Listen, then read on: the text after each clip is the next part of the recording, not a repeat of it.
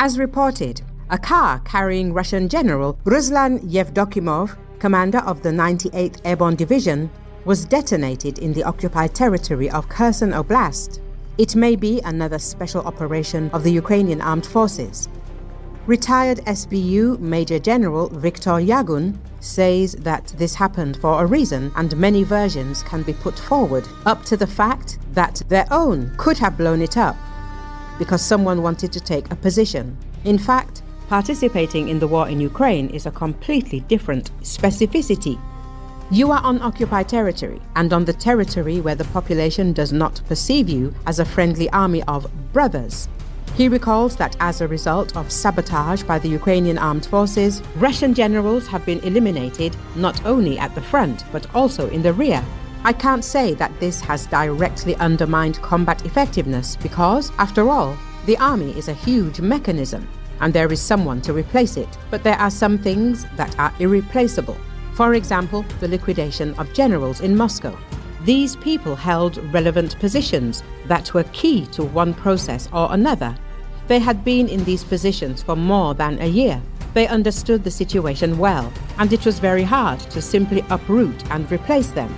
I think that these are very serious psychological blows to the generals who realize that the situation is critical and that everyone can be found.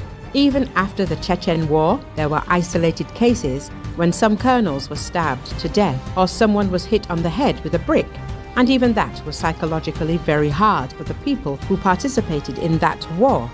And here they faced serious opposition from the state machine, which works very clearly.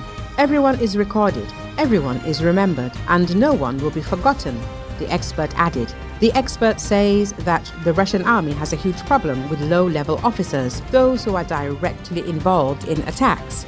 Platoon and company commanders, up to battalion level. This is a very serious problem.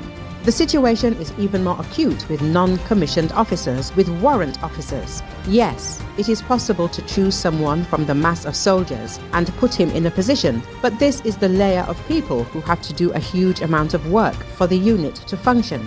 These are deputy platoon commanders, company petty officers, and the situation here is also extremely difficult. And how to make up for it? I don't know. I think they call someone up somewhere in the reserves. You know, a man who has never served in his life and who has, at 50, is told that he must now command a company of soldiers. It's just fantastic for him. All the more so to remember some things related to the chain of command. So the problem is huge. How do they solve it? They don't.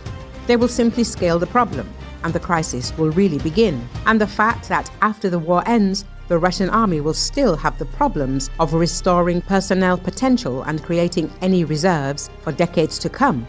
There is no doubt about that, he added.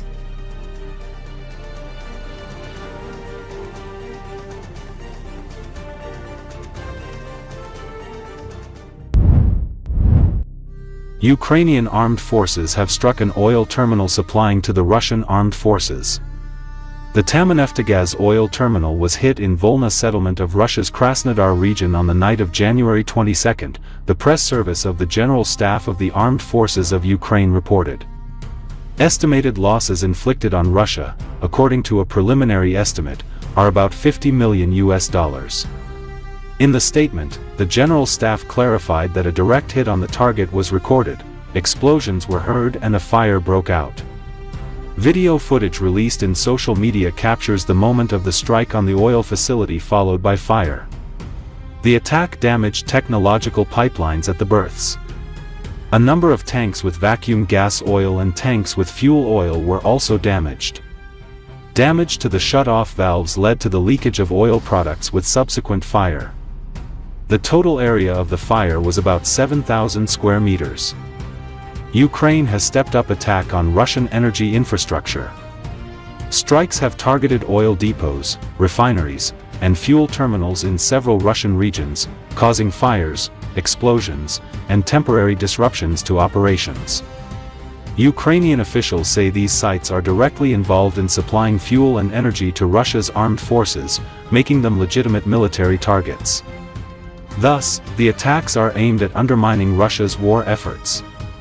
The airstrikes are carried out using drones and precision weapons, often hitting facilities deep inside Russian territory as well as in the occupied parts of Ukraine.